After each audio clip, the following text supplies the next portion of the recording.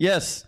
Wanaoelewa nyosha mikono, onyesha ushirikiano kidogo. I wanted to spend lots of time with her. Na nilipenda kutumia muda mwingi na yeye. I wanted to go on walks with her. Nilipenda kutembea pamoja na yeye. I wanted to go shopping with her. Nilipenda kwenda dukani pia pamoja na yeye. I wanted to talk to her on the phone. Na nilipenda kuzungumza na yeye sana kwenye simu. I wanted to spend as much time as possible with her. Na nilipenda kutumia muda mzuri kadiri iwezekanavyo na mwanamke huyu. Because I loved her. Maana nilimpenda.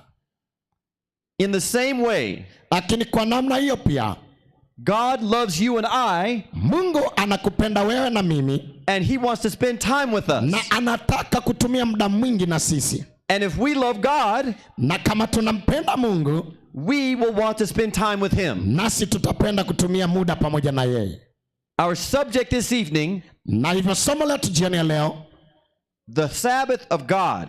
Inasema sabato ya Bwana. Let's open our Bibles to Revelation chapter 14 and verse 12. Hebu tufungue Biblia zetu kitabu cha Ufunuo 13 fungu la 12. And we're going to ask a question.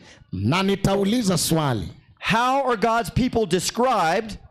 Je, watu wa Mungu wanafahamikaje in the last days of earth's history? Katika siku za mwisho za historia ya ulimwengu. Do you have that verse? Yes. Je, umefika kwenye fungu hilo? Naam. Ufunuo 14:12. Hapa ndipo penye subira ya watakatifu. Ufunuo 14:12, Revelation 14:12. Hapa ndipo penye subira ya watakatifu au wazishikao amri za Mungu na imani ya Yesu. God's people are described, kwa hiyo watu wa Mungu wanaelezwa as keeping his commandments. Kwamba hao wanashika amri zake. Question for you. Swali kwako. How many commandments are there? Wewe unazitunza au kufahamu amri ngapi? 10 commandments. Ziko 10. But one is very special in particular. Lakini moja ni ya umuhimu na ni ya kipekee. It suggests a relationship with God. Na hii inaonyesha mahusiano yetu na Mungu. Let's look at Revelation 14 verses 6 and 7. Hebu tuangalie Ufunuo 14 fungu la 16 na 17. The Bible says, yes. And I saw another angel fly in the midst of heaven, having the everlasting gospel, to preach unto them that dwell on the earth, and to every nation, and kindred, and tongue, and people. Verse 7. Saying with a loud voice, Fear God, and give glory to him, for the hour of his judgment is come, and worship him that made heaven, and earth, and the sea, and the fountains of waters. This is a message, huu ni ujumbe, for everyone, kwa kila mmoja wetu, every nation, kila taifa, kindred, hata nchi, tribe, hata kabila, and language, na kila lugha. For you and for me, kwangu na kwako, there's a special message, kuna ujumbe wa muhimu, to worship, wa kuabudu, to worship the Creator, kumwabudu muumbaji wetu, the one who made heaven, yeye aliyeumba mbingu, and all the earth, na nchi yote pia. How do we worship our Creator? Je, tunamwabuduje muumbaji wetu? Why do we worship? Na kwa nini tumwabudu? This is an important question for us today. Na hilo ni swali muhimu kwetu leo. The final issue, na jambo la mwisho, in the last days, katika siku za mwisho, is over worship. Ni ibada. Who will you worship? Na nani utakayemwabudu? Who will I worship? Na ni nani nitakayemwabudu? Will we worship God? Na tukimwabudu Mungu, or something else? Au tutaabudu vitu vingine? Let's turn in our Bibles. Hebu tufungue tena Biblia zetu. Revelation chapter 4. Katika kitabu cha Ufunuo sura ya 4. And verse 11. Fungu la 11. And find why is God most worthy of worship. Na tuone kwa nini Mungu anastahili sana ibada. Why is he worthy of worship? Na kwa nini anahitaji na kustahili sana ibada? Revelation 4:11 says, Thou art worthy, O Lord, to receive glory and honor and power, for thou hast created all things, and for thy pleasure they are and were created. Did you hear that verse? Je, mmesikia fungu hilo? The Bible plainly says Biblia kwa wazi inasema God is worthy of worship kwamba Mungu anastahili ibada. because he created how many things? Maana ameumba vitu vingapi? All. All things. Vyote. All things. Vyote. That is the first reason, Na hiyo ndio sababu ya kwanza Kwanzaa, why we worship God. ya kwamba kwa nini tumwabudu Mungu. We owe our existence to him. Kwamba sisi tulio vyote ni vyake. Without his creative power, Bila nguvu yake ya uumbaji we would not exist. tusingeweza kuwepo. God is worthy of our worship. Amen. Mungu anastahili ibada zetu. Amen. Let's look carefully at the commandment to keep the Sabbath. Hebu tuangalie hasa kuhusu amri usiye kutunza sabato. Exodus chapter 20, Katika kitabu cha Kutoka sura ya 20, beginning in verse 8, ukianzia pale fungu la 8, 8 through 11. 8 hadi 11. The Bible says, Biblia acha iseme, Remember the Sabbath day to keep it holy. 6 days shall thou labor and do all thy work. But the 7th day is the Sabbath of Okay. the Lord thy God. okay, pause. Amen. hebu Pause tulia right kidogo there. kwanza. Remember. Ikumbuke. Why does God say remember? Kwa nini Mungu anasema ukumbuka? Is it because many people have forgotten? Na hii huenda ni kwa sababu wengi wanasahau. They have forgotten the time God wants to spend with them. Na wanausahau muda ambao Mungu anataka kutumia pamoja nao. They have become caught up in this world. Na kwao wamevutwa na mivuto ya dunia. And they are forgetting what's most important Na wanasahau lilo muhimu zaidi. is our relationship with Ya kwamba God, ni mahusiano yetu na Mungu. who is our creator. Ambaye ni muumbaji wetu. Remember Kumbuka this Sabbath day hii siku ya sabato. to keep it holy. Uitakase. What does that mean? Hii inamaanisha nini? How do we keep the Sabbath holy? Je, tunawezaje kuifanya sabato kuwa takatifu? The Bible answers. Biblia inatoa majibu. Let's read verse 11. Hebu tusome fungu la 11. For in 6 days the Lord made heaven and earth, the sea and all that is in them is, and rested the 7th day. Wherefore the Lord blessed the Sabbath day and hallowed it. And I made a mistake. Nilifanya kosa kidogo hapa. We need to read verse 10 before Thank you. 11.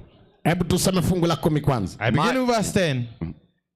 But the 7th day is the Sabbath of the Lord thy God. In it thou shalt not do any work, thou, nor thy son, nor thy daughter, thy manservant, nor thy maidservant, nor thy cattle, nor thy stranger that is within thy gates.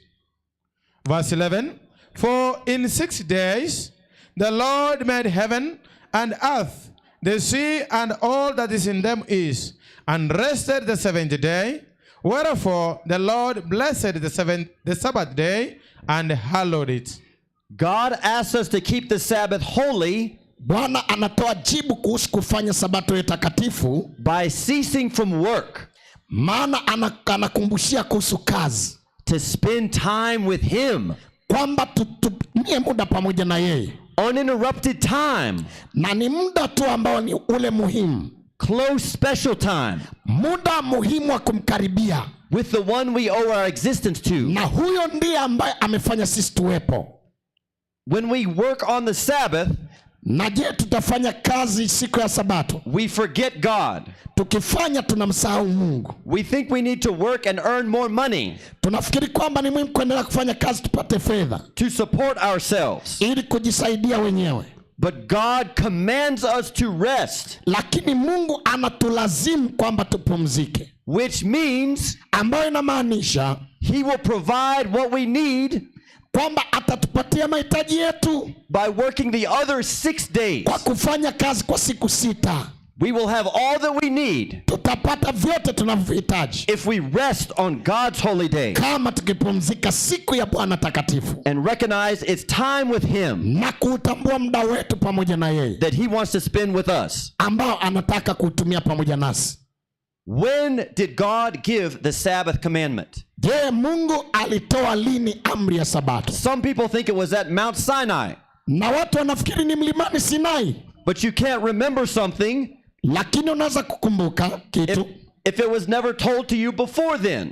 ya kwamba bado alifundisha kabla ya hapo. Let's turn in our Bibles. Hebu tufungue sasa Biblia zetu Genesis chapter 2. katika kitabu cha Mwanzo sura ya 2. We'll read verses 1 through 3. Tusome fungu lile ambalo, and we'll find out when the Sabbath was given. tusome fungu la 13. 1 to 3. 1 to 3, la kwanza hadi la 3. Aya.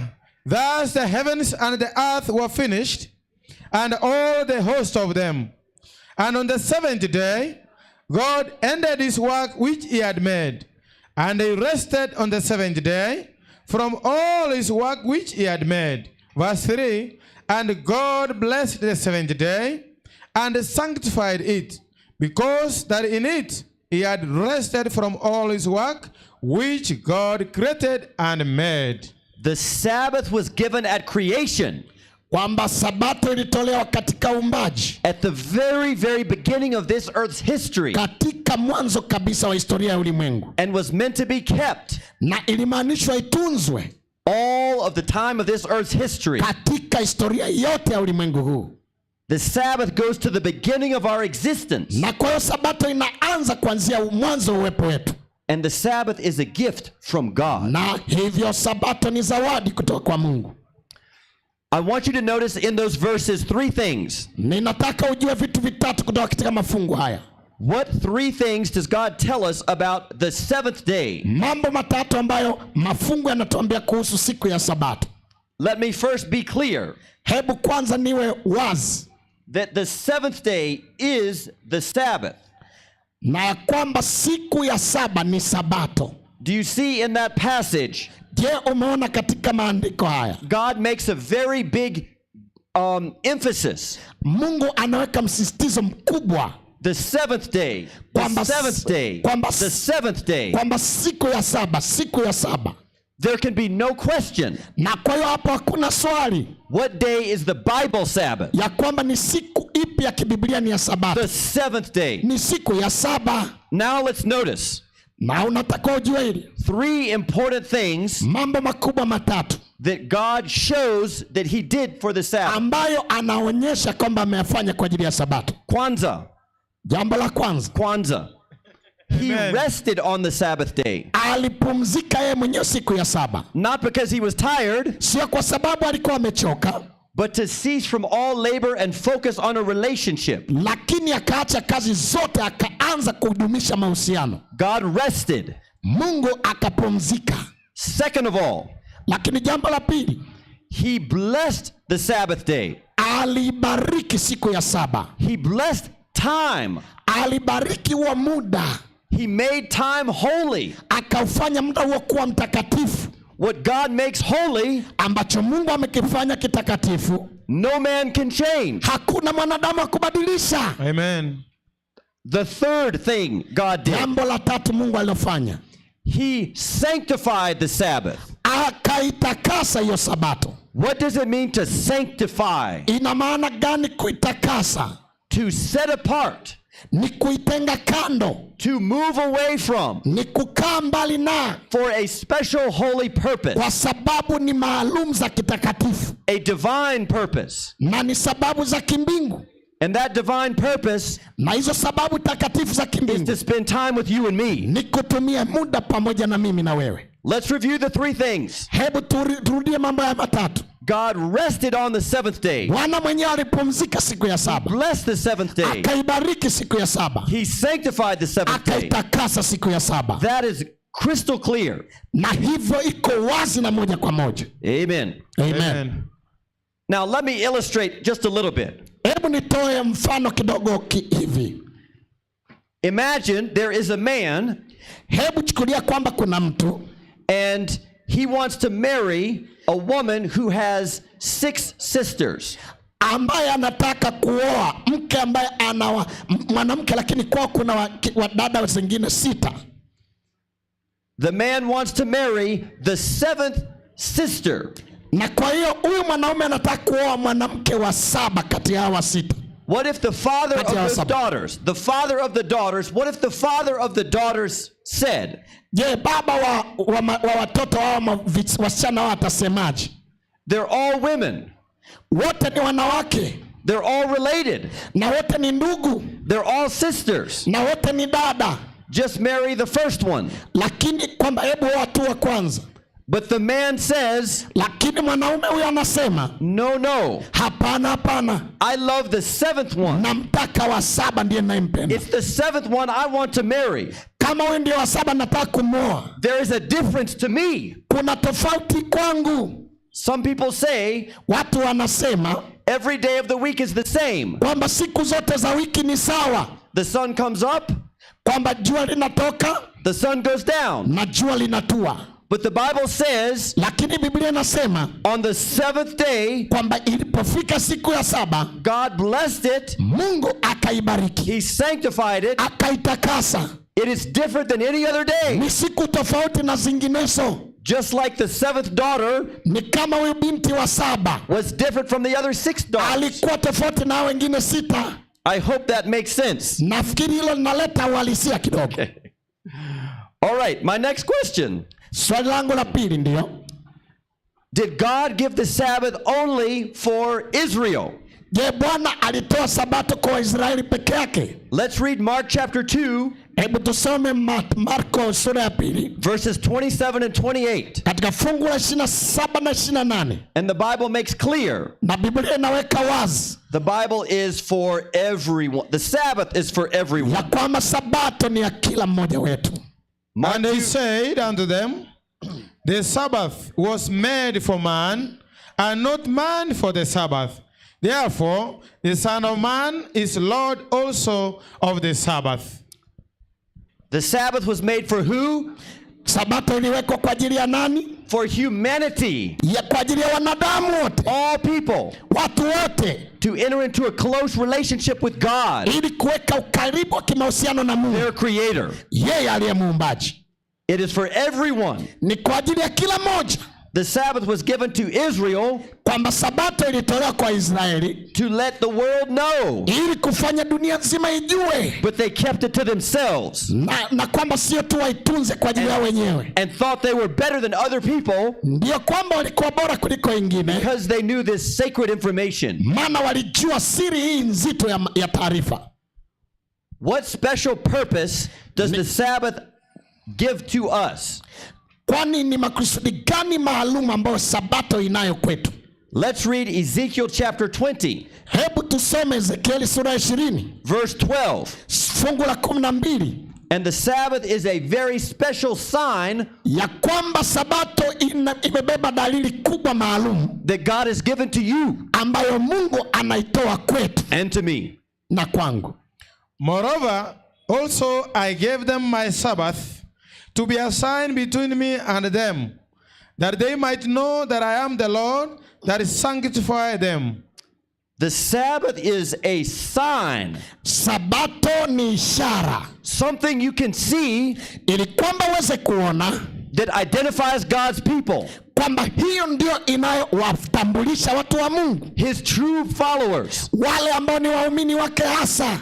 The Sabbath shows who is really following God. Na kwa hiyo sabato inaonyesha ni nani hasa anayemfuata Mungu.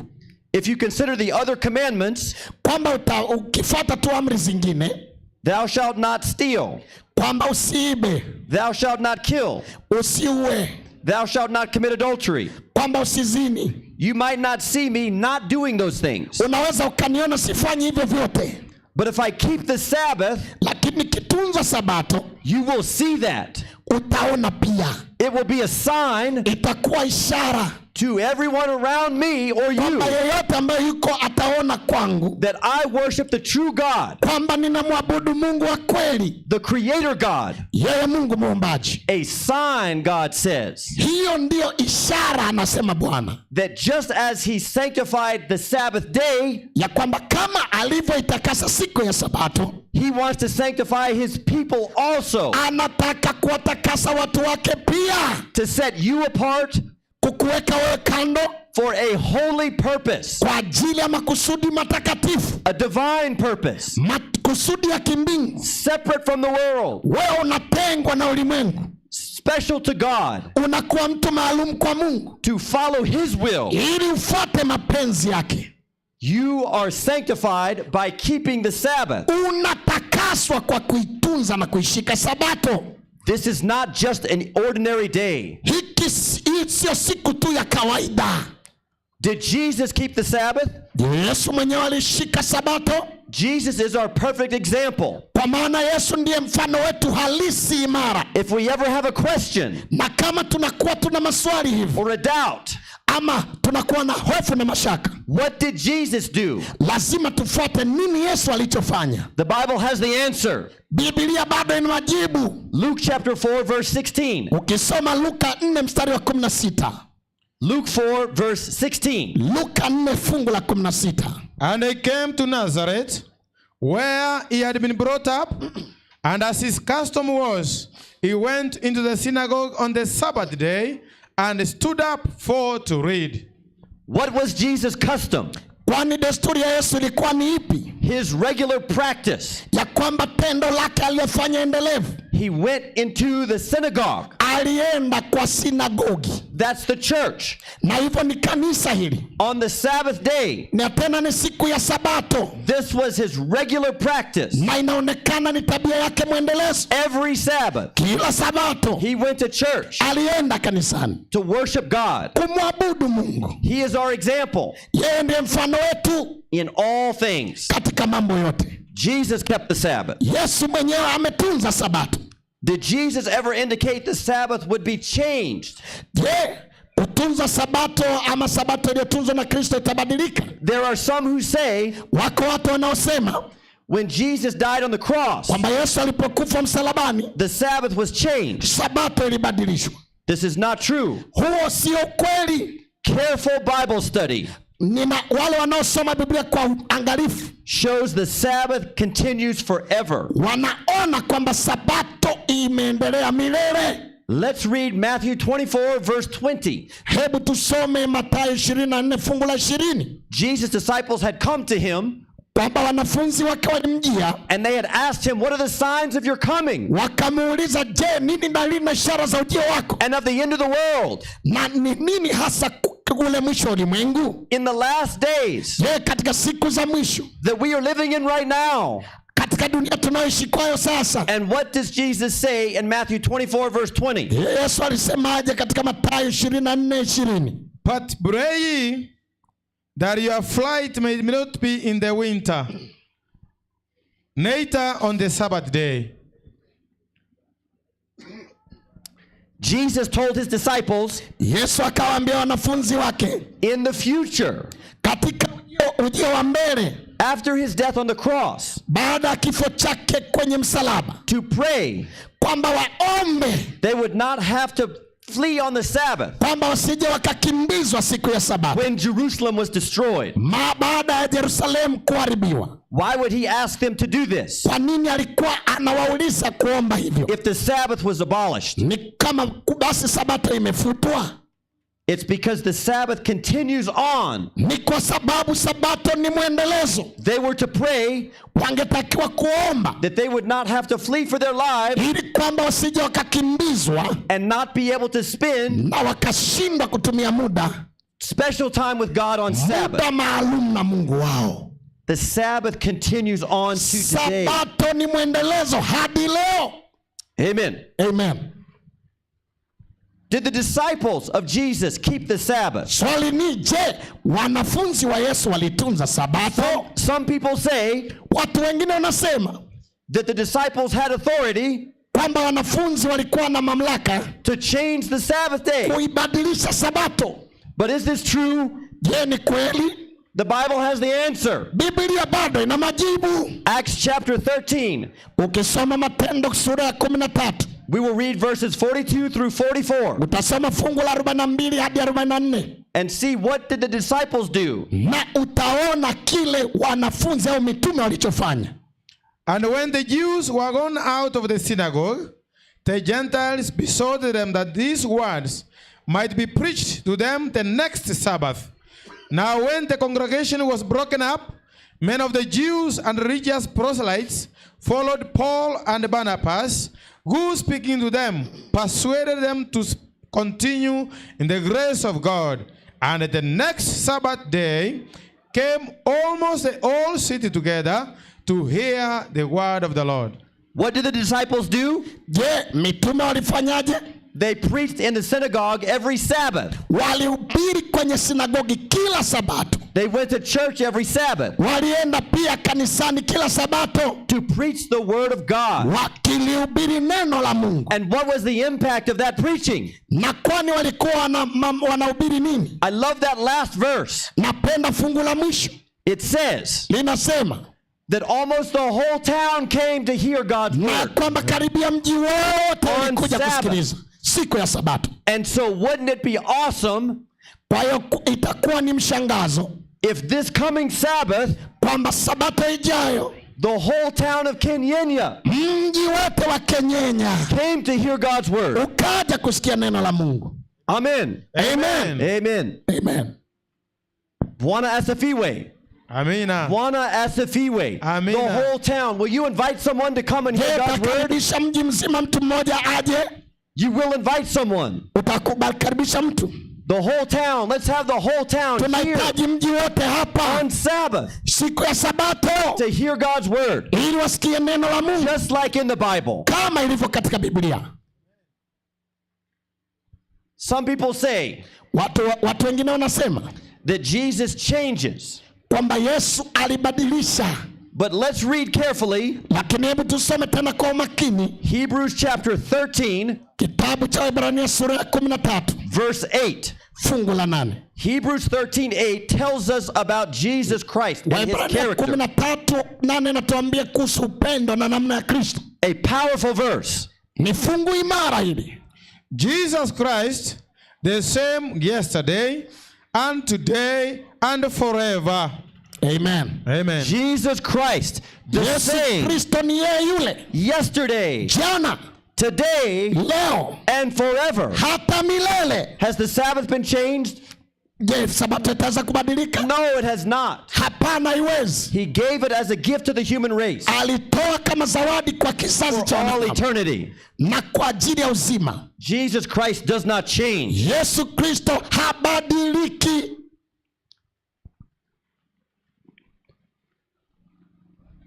The Sabbath serves a special function.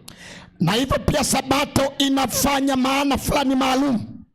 Let's read Isaiah chapter 8, verse 16. Hebu tusome Isaya 8 fungu la 18. This is not just an ordinary day. Isaiah 8 and verse Isaiah 16. Isaiah 8 verse 16. fungu la 16 kumradhi. Bind up the testimony, seal the law among my disciples. Seal the law among my disciples. Ya kwamba weka ishara kati ya watu wangu. How many of you know what a government seal is? Je, watu wangapi wanajua kwamba hiyo alama ama chapa ni nini? It's an official insignia of the government. Mhuri ni kitu maalum sana cha nchi au serikali. A seal has 3 characteristics. Unajua muhuri una sifa kuu 3.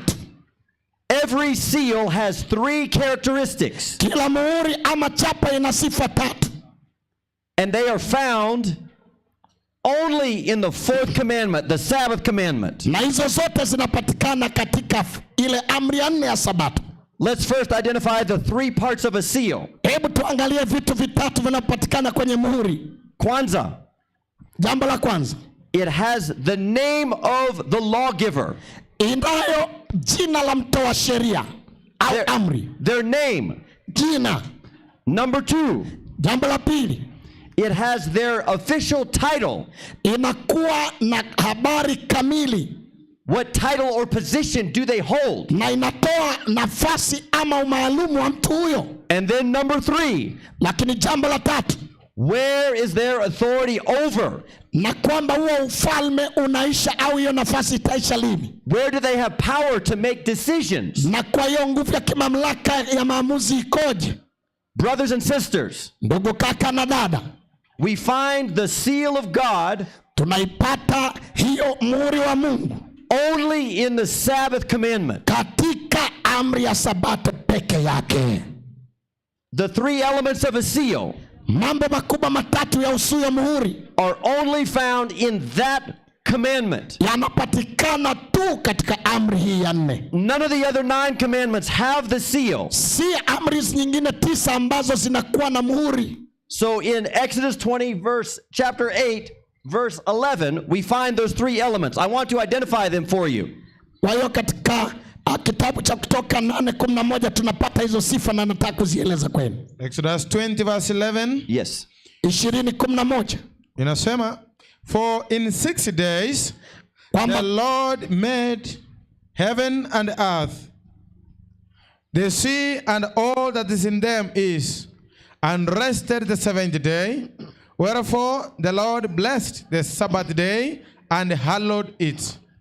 So who is the name of the lawgiver? Kwa hiyo hapa jina la mtoa amri ni nani? That verse says he is the Lord, Na hili fungu linaweka wazi ni Mungu, Almighty God. Mungu mkuu.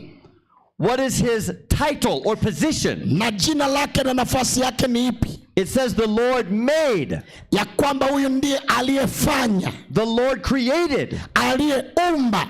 His title is Hivyo wadhifa wake ni the Creator. ni muumbaji. He is the Creator. Yeye ni muumbaji. And where is his authority? Na je, ana mamlaka katika eneo gani? It says following, Inasema bado he made heaven and earth, kwamba aliumba mbingu na nchi, the sea and all that in them is. bahari na vyote vilivyomo. His authority Kwa hiyo hivyo cheo chake is the entire world. kipo dunia nzima. He has power to make laws and authority over the whole Ana world. mamlaka ya kutengeneza sheria na uwezo wa kusimamia kote. The seal of God Hivyo mhuri wa Mungu will be possessed by those who follow God.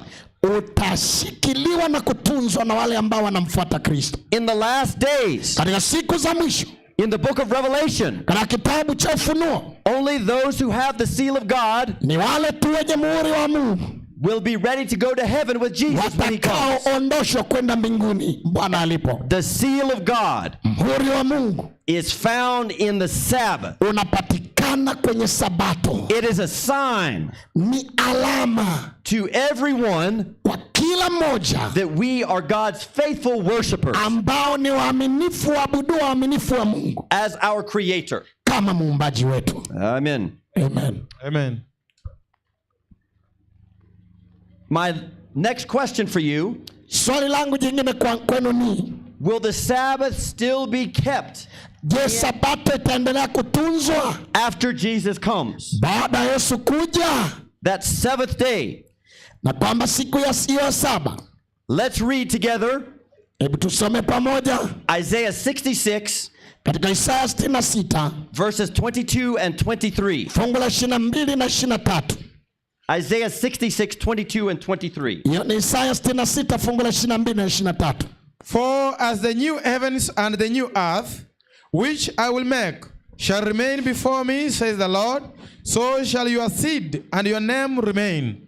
And it shall come to pass that from one new moon to another, and from one Sabbath to another, shall all flesh come to worship before me, says the Lord. From one Sabbath to another. Kwa Sabato moja hata nyingine. In the new earth, after Jesus comes, Katika dunia mpya baada ya Yesu kuwa amekuja, all the righteous saints wale wote watakatifu waliokombolewa will come together watakusanyika pamoja to worship before their Creator wakimwabudu muumbaji wao in the earth made new. katika ulimwengu wote. What a blessing this will be. Ni baraka kiasi gani huu! Jesus will preach the sermon. Na kwamba Yesu atahubiri, Jesus will teach the Sabbath school class. atakuwa anafundisha shule ya Sabato, The angels will do special music. na kwa hiyo malaika watatoa mziki maalum, And we will all sing together. na wote tutaimba pamoja. Worthy is the Lamb that was slain. Na hivyo tutaimba wimbo wa Musa na mwana kondoo aliyechinjwa. Our hearts will be overflowing with gratitude. Moyo wetu utakuwa tukitoa shukurani kuu for God's love for us. maana ni jinsi ya upendo wa Mungu kwetu. We have a saying in America. Tunao msemo kule Marekani, The most valuable thing you can give to someone ya kwamba kitu maalum ambacho naweza kumzawadi mtu is not money. sio pesa, It's not stuff or things. sio vitu vinavyoshikika. The most valuable thing you can give to someone Kitu ambacho kina thamani unachoweza kumpa mtu is your time. ni muda wako, Undivided time. ya kwamba muda uliotengwa, Time to focus and spend in a relationship. muda ambao unaweza kutoa na kutumia kwa ajili ya mahusiano.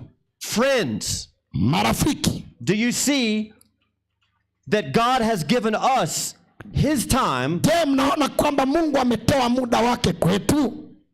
especially on the 7th day of the week? Na huo muda hasa ameutoa zaidi siku ile ya 7 ya juma. Time for us to be renewed. Muda wa sisi kuishwa upya. Time for us to rest. Muda wa sisi kupumzika. Time for us to be revived. Muda wa sisi kupata mwamsho wa kiroho tena. Time for us to be recreated Ni muda wa kufanywa kuumba upya, in the image of God who loves us. na tena katika sura ya Mungu anayetupenda.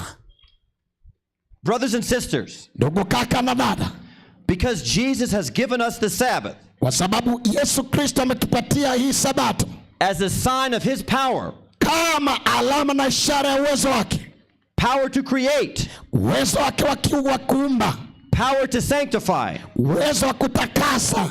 Will you join me Je, utaungana na mimi leo and remember the Sabbath day na kuikumbuka siku ya 7 to keep it holy? ili uitakase? Will you remember Naomba mikono yenu and juu. keep holy God's Je, Sabbath? utaungana nami kukumbuka siku ya sabato? Amen. Amen. Mungu awabariki. Mungu awabariki. Mungu awabariki. Jioni ya leo, baada ya neno hili zuri ambalo Kristo analihubiri wazi wazi, akiwaambia walioko barabarani, akiongea na walioko dukani, akiongea na walioko bodaboda, akiongea na wale wote ambao tumekuja, akizungumza na kila mmoja mtandaoni, akiongea na kila mmoja anayesikia sauti hii, kwamba ametoa zawadi kubwa kwa ajili yetu. Na zawadi hiyo sio nyingine, ameitoa sabato.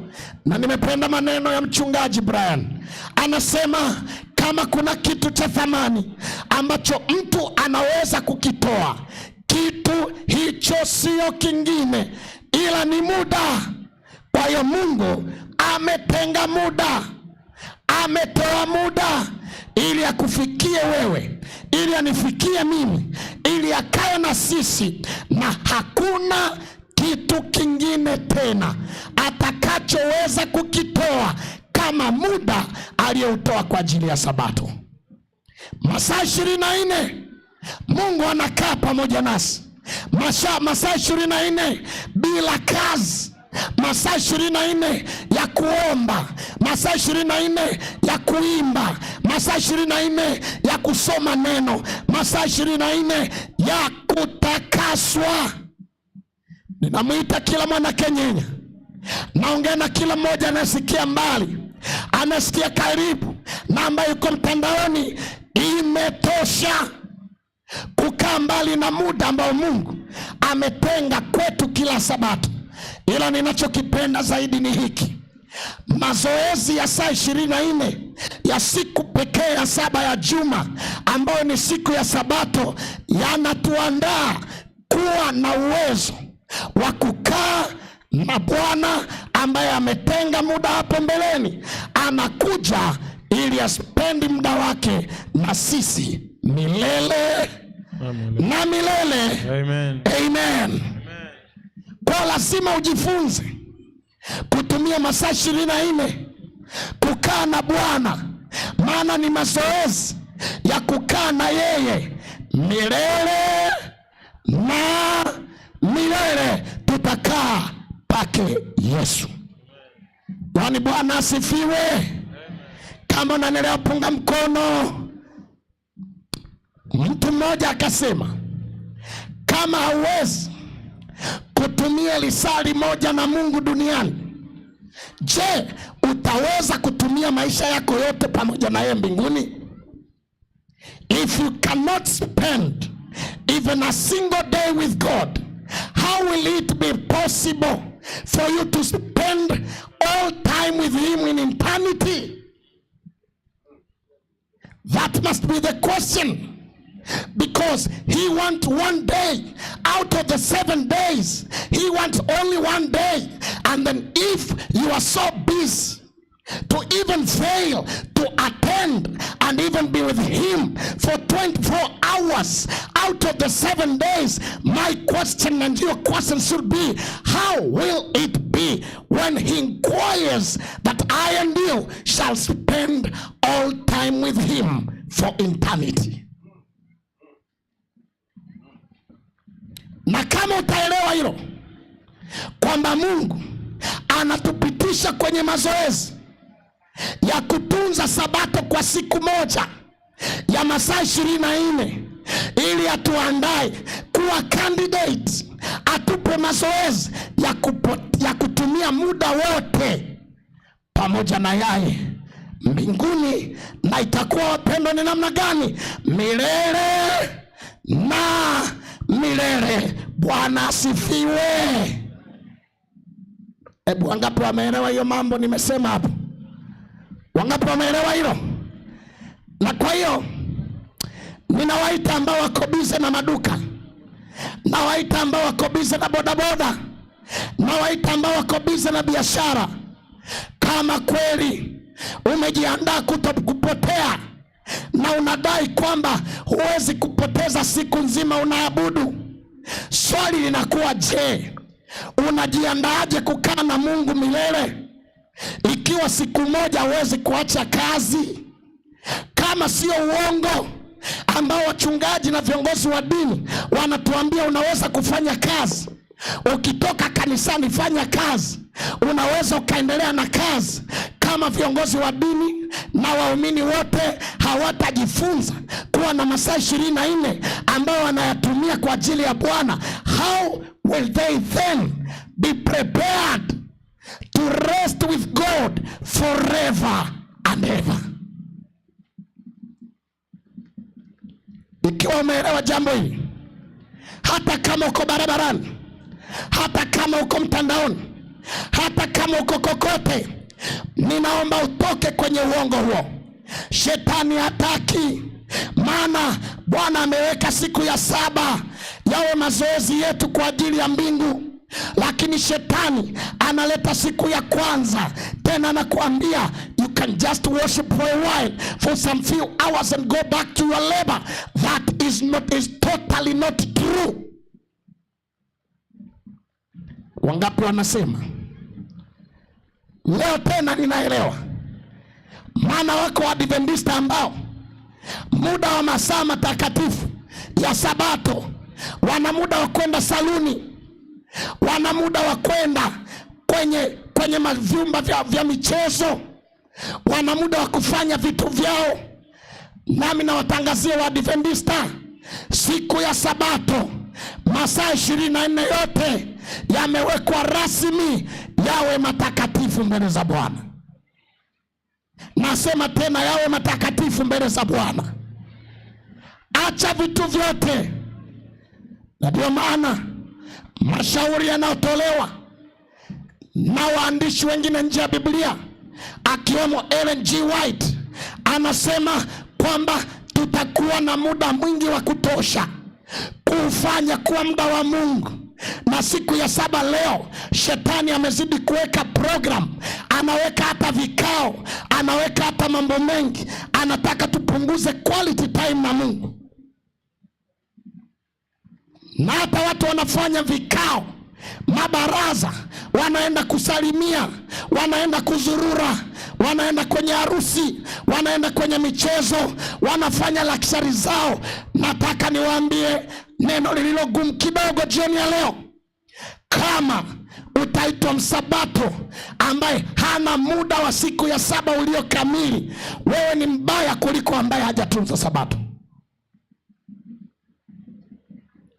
Na kwa hiyo Ninawaambia watu wote tunaosikia leo, walio Waadventista na ambao sio Waadventista, Bwana anataka his own quality full time with him and no discussion. Amen. Wangapi wanasema ninasikia wito na hii ni sauti ya Bwana kwangu mimi ambaye Sabato naijua tangu kuzaliwa, ila napata masaa mawili lisali moja la kupanga foleni saluni siku ya Sabato. Napata muda wa kwenda kukaa dakika 90 naangalia mpira siku ya Sabato. Napata muda wa kukaa kupiga umbea siku ya Sabato. Napata muda wa kusafiri, ndio siku natumia kwenda kusalimia wazazi badala ya kukaa na Mungu siku ya Sabato. Wako watu ambao wamekuwa wa Sabato wa jina tu, and I must tell you the truth no matter what. Hatuwezi kuwa wa Sabato wa jina, hatuwezi kushikilia title alafu hatufanyi kile tunatakiwa mbele za watu wote hawa. Ninawaambia wasio Adventista, Yesu anakuja na tutoke huko katika uongo huo. Bwana anatuita mapema kabla hajarudi. Amen. Lakini sisi tunaojua kweli, na tuwe taa, na tuwe nuru, na tuwe mamlaka ya dunia, ili kwa uchache wetu kwa kusimama dunia nzima imulikiwe nuru. Yesu aje atuchukue. Amen. Wangapi wanasema sasa, ninakuhitaji Yesu, na nimejua, na leo tena nimejua, na tena sio kujua, nimekumbushwa. You need my full time with you practically, that I may be able to qualify to be the candidate of heaven, that I may be able to spend all hours, day and night, praising, uplifting you, singing the song of the Lamb, proclaiming how I was saved, and to know and to be able to say from morning to evening, holy, holy, holy, holy is the Lamb. Amen. Forever. Amen. And ever. Amen. Wangapi wanasema Yesu, huo ndio wito wangu jioni ya leo. Mimi naijua Sabato, na ambaye hajui, kwani usisimame? Why can you not stand?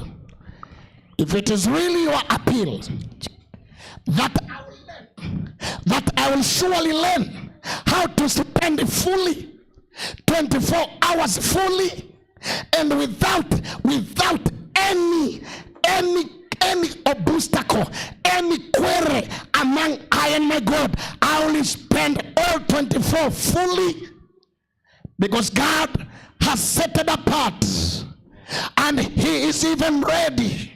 He has prepared it, and every Saturday and every Sabbath, 7th day of the week, he is there waiting to spend the quality time with you and me. Nasikia mwito, ni sauti yako, nikasafiwe kwa damu yako, gikwa kwako Yesu, nimesongea mtini pako,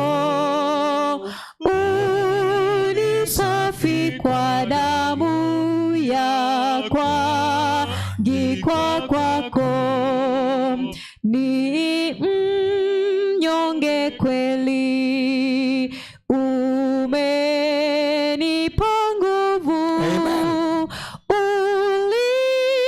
ulivyonisafi taka ni utimilifu, leo nimesongea mtini pako, unisafi kwa damu yako, gikwa kwako Yesu, unijovya mapenzi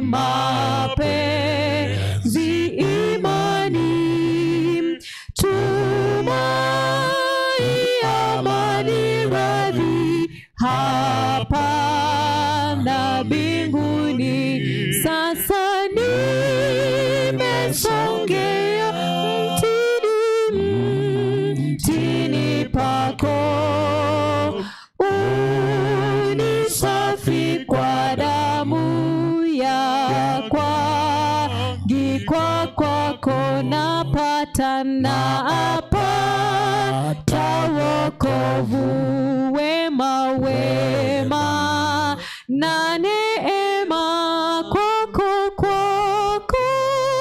Bwana, nina nguvu na haki daima,